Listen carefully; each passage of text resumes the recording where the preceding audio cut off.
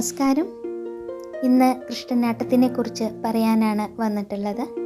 കൃഷ്ണനാട്ടം എന്ന് പറയുന്നത് കേരളത്തിലെ ഒരു തനത് കലാരൂപമാണ്. ഗുരുവായൂർ ക്ഷേത്രത്തിൽ ഭഗവാന് സമർപ്പിക്കുന്ന ഒരു പ്രധാന വഴിപാടാണ് കൃഷ്ണനാട്ടം എന്ന് പറയുന്നത്. 8 ദിവസങ്ങളിലായിട്ട് ഭഗവാൻ കൃഷ്ണൻ്റെ ജീവിതം ആസ്പദമാക്കിയിട്ട് അവതരിപ്പിക്കുന്ന ക്ഷേത്രകലയാണ്. ഓരോ ആട്ടത്തിനും ഓരോ കഥയും ഓരോ ഫലങ്ങളും ഉണ്ട്. ഭക്തർക്ക് വഴിപാടായിട്ട് ഇത് അമ്പലത്തിൽ നടത്തുകയും ചെയ്യാം. അത് അമ്പലത്തിൽ തന്നെ അതിന് രസീതാക്കാനും കഴിയും. കൃഷ്ണനാട്ടം അവതരിപ്പിക്കുന്നത് രാത്രി 10 മണിക്ക് ശേഷം ആണ്. നട അടച്ചതിന് ശേഷമാണ് കൃഷ്ണനാട്ടം അവതരിപ്പിക്കുന്നത്. ഭഗവാന്റെ ഇഷ്ട വഴിപാടായതിനാൽ തന്നെ നട തുറന്നിരിക്കുന്ന സമയത്ത് കൃഷ്ണനാട്ടം നടത്താറില്ല. നട അടച്ചതിന് ശേഷം രാത്രി 10 മണിക്ക് ശേഷമായിട്ട് വെളുപ്പിന് നട തുറക്കുന്നതിന് മുമ്പ് വരെയായിട്ടാണ് കൃഷ്ണനാട്ടം അവിടെ ആ കലാരൂപം അവിടെ ചെയ്യുന്നത്. കഥകളിയുടെ മൂലകലയായിട്ട് കണക്കാക്കപ്പെടുന്ന ക്ഷേത്രകലയാണ് കൃഷ്ണനാട്ടം എന്ന് പറയുന്നത്. നമ്മുടെ ഗുരുവായൂർ ഒരു പ്രധാന വഴിപാട് കൂടിയാണ് കൃഷ്ണനാട്ടം എന്ന് പറയുന്നത്. ഭഗവാന് സമർപ്പിക്കാൻ ഓരോ ഭക്തനും കഴിയുന്ന ഏറ്റവും ഒരു പ്രധാനപ്പെട്ട വഴിപാട് തന്നെയാണ് കൃഷ്ണനാട്ടം. അനുഗ്രഹം നേടാനും നേർച്ചകൾ പൂർത്തിയാക്കാനും നന്ദി സൂചകമായിട്ടും ഭക്തർക്ക് കൃഷ്ണനാട്ടം വഴിപാടായിട്ട് നടത്താം. ഓൺലൈനായിട്ടും ചെയ്യാം. അവിടെ ഭഗവാന്റെ മണ്ണിൽ ഗുരുവായൂർ വന്നിട്ട് നേരിട്ട് വഴിപാടായിട്ട് കൃഷ്ണനാട്ടം ബുക്ക് ചെയ്യാൻ പറ്റും.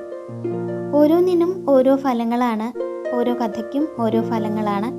അവതാരം ചെയ്യുമ്പോൾ ഇഷ്ടസന്താന ലബ്ധി, ബാലാരിഷ്ടത നിവാരണം, ഭയബാധാമോചനം എന്നൊക്കെയാണ്. കാളിയമർദ്ദനം, വിഷബാധാശമനം, ശത്രുപീഠാശമനം, സർപ്പദോഷ നിവാരണം, രോഗശമനം ഇതൊക്കെയാണ് ഫലങ്ങൾ. രാസക്രീഡ ചെയ്യണത് വിവാഹലബ്ധി, പ്രണയലാഭം, സൗഭാഗ്യ, ദാമ്പത്യം ഇതിനും ഒക്കെ വേണ്ടിയിട്ടാണ്. കംസവധം ശത്രുതാ നിവാരണത്തിനും കീർത്തിക്കും വേണ്ടിയിട്ടാണ്. സ്വയംവരം ചെയ്യുന്നത് മംഗല്യഭാഗ്യത്തിനും ദാമ്പത്യ സൗഖ്യത്തിനും അപവാദ വിമോചനത്തിനും വേണ്ടിയിട്ടാണ്. ബാണയുദ്ധം നടത്തുന്നത് ജന്മനാളിൽ നടത്തേണ്ടതാണത്. മോഹസാഫല്യം, കേസുകളിൽ വിജയം, കർമ്മസിദ്ധി എന്നിവയ്ക്കാണ്. വിവിധ വധം ചെയ്യുന്ന കളി നടത്തുന്നത് ദാരിദ്ര്യമോചനം, ഉദ്ദിഷ്ടകാര്യലാഭം, കാർഷിക ലാഭം, വ്യാപാര ലാഭം എന്നീ ഫലസിദ്ധിക്ക് വേണ്ടിയിട്ടാണ്. സ്വർഗാരോഹണം പിതൃക്കളുടെ മോക്ഷപ്രാപ്തിക്കും സന്താന സൗഖ്യത്തിനും അനായാസ മരണത്തിനും മോക്ഷത്തിനും വേണ്ടിയിട്ട് നടത്തുന്നതാണ്. വൈകുണ്ഠനാഥനെ എപ്പോഴും നേരിട്ട് കാണാൻ കഴിഞ്ഞിരുന്ന ഒരേ ഒരു യതിവര്യൻ പറയണത് വിശ്വമംഗലം സ്വാമിയാണ്. അദ്ദേഹം എപ്പോഴും ഭഗവാന്റെ ബാലലീലകൾ കണ്ട് ആനന്ദ കണ്ണീർ പൊഴിച്ചിരുന്നു. ഒരിക്കൽ കോഴിക്കോട് സാമൂതിരി കോവിലകത്തെ മാനവേദൻ തമ്പുരാൻ ക്ഷേത്ര ദർശനത്തിന് വന്നപ്പോൾ ക്ഷേത്രത്തിൻ്റെ ഇലഞ്ഞിമര ചുവട്ടിൽ ഇപ്പോൾ ആ കൂത്തമ്പലം നിൽക്കുന്ന സ്ഥലത്തായിട്ട് വില്വമംഗലം സ്വാമിയാർ ആനന്ദാശ്രുക്കളിൽ ആറാടണത് കണ്ടു. ഒഴുകി വന്ന കണ്ണുനീര് തുടച്ച വില്വമംഗലത്തോട് തമ്പുരാൻ ചോദിച്ചു, ഇവിടുന്ന് എന്താ ഇന്നിങ്ങനെ എന്ന് ചോദിച്ചു. കണ്ടില്ലേ കള്ളക്കണ്ണൻ്റെ ഈ കുസൃതിത്തരങ്ങൾ, വില്വമംഗലം പറഞ്ഞു. ഉവ്വോ, എനിക്ക് കാണാൻ സാധിക്കണില്ലല്ലോ എന്ന് 4 പാടും ഇങ്ങനെ തിരഞ്ഞിട്ട് തമ്പുരാൻ പറഞ്ഞു. ഒരു നോക്കു ദർശനം തരായെങ്കിൽ ഇത് പറയുമ്പോഴേക്കും തമ്പുരാൻ്റെ കണ്ഠം ഇടറിയിട്ടുണ്ടായിരുന്നു. വില്വമംഗലത്തിൻ്റെ മനസ്സിളകി. ഞാൻ ഭഗവാനോട് ചോദിക്കട്ടെ, തമ്പുരാൻ പോയിട്ട് നാളെ കാലത്ത് വരൂ എന്ന് പറഞ്ഞു. വില്വമംഗലത്തിൻ്റെ മറുപടി കേട്ട് പ്രതീക്ഷയോടെ തമ്പുരാൻ ക്ഷേത്ര ദർശനം കഴിഞ്ഞ് മടങ്ങി. പിറ്റേന്ന് കാലത്ത് ക്ഷേത്രത്തിലെത്തി വില്വമംഗലം സ്വാമിയാരെ കണ്ടു. തമ്പുരാന് ഭാഗ്യമുണ്ട്, ഭഗവാൻ സമ്മതിച്ചിരിക്കണു. വില്വമംഗലം പറഞ്ഞു തീർന്നതിനെ മുന്നേ തന്നെ തമ്പുരാൻ ചോദിച്ചു, എവിടെ നിൽക്കണു എൻ്റെ ഭഗവാൻ എന്ന്. വില്വമംഗലം സ്വാമിയാർ പറഞ്ഞു, എന്നെ തൊട്ടുകൊണ്ടു നോക്കൂ. നിർദ്ദേശം കേട്ട തമ്പുരാൻ വില്വമംഗലം സ്വാമിയാരെ തൊട്ട് മണ്ണു വാരി കളിക്കുന്ന കണ്ണനതാ മുമ്പിൽ ഇങ്ങനെ നിൽക്കണു. നിർവൃതിയോടെ തമ്പുരാൻ ഭഗവാനെ നോക്കി നിന്നു.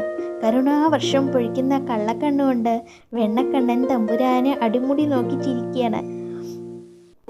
എല്ലാം മറന്ന തമ്പുരാൻ കണ്ണന് നേരെ ഓടിച്ചെന്നു. ഒന്ന് വാരി പുണരാൻ ഇരു കൈകളും വിടർത്തി. അപ്പോഴേക്കും ഇത് വില്യമംഗലം പറഞ്ഞിട്ടില്ലല്ലോ എന്ന് പറഞ്ഞ കണ്ണൻ തെന്നി മാറി. കണ്ണൻ തൻ്റെ കരവലയത്തിലൂടെ ഊർന്നിറങ്ങിയ പോലെ തമ്പുരാന് തോന്നി. കണ്ണൊന്ന് ചെമ്മിയപ്പോഴേക്കും ഭഗവാൻ മറഞ്ഞു കളഞ്ഞു. കണ്ണു തുറന്നപ്പോൾ കണ്ടത് കൈത്തണ്ടയിൽ തങ്ങിക്കിടക്കുന്ന വണ്ണ മയിൽപ്പീലി കതിര് മാത്രമാണ്. ഭഗവാന്റെ ശിരസിലെ മയിൽപ്പീലി തണ്ടാണ് പിന്നീട് മനോഹരമായ കൃഷ്ണമുടി നിർമ്മിച്ച് ആ പീലി അതിലുറപ്പിച്ച് അത് ശിരസിൽ അണിഞ്ഞ് നൃത്തമാടുവാൻ തക്കവണ്ണം ഭാഗവത കഥകൾ കോർത്തിണക്കി ഒരു കാവ്യവും രചിച്ചു. കൃഷ്ണഗീതി എന്ന പ്രസിദ്ധമായ ആ കാവ്യത്തിൻ്റെ ദൃശ്യാവിഷ്കാരമാണ് ഗുരുവായൂരപ്പന് ഏറ്റവും പ്രിയപ്പെട്ട കൃഷ്ണനാട്ടായിട്ട് മാറിയത് എന്നാണ്.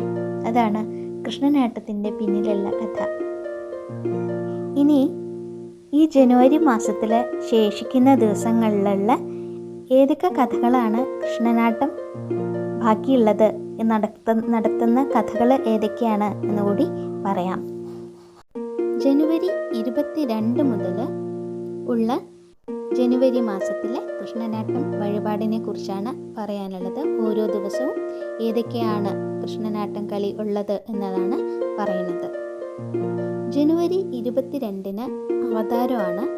ജനുവരി 23-ന് സ്വയംവരം, 24-ന് ബാണയുദ്ധ്, 24-ന് വിവിധവധം, 25-ന് ബാണയുദ്ധം, 26-ന് അവതാരം തന്നെയാണ്, 28-ന് സ്വയംവരം, 29-ന് ബാണയുദ്ധം, 30-ന് അവതാരം, 31-ന് കാളിയമർദ്ദനം.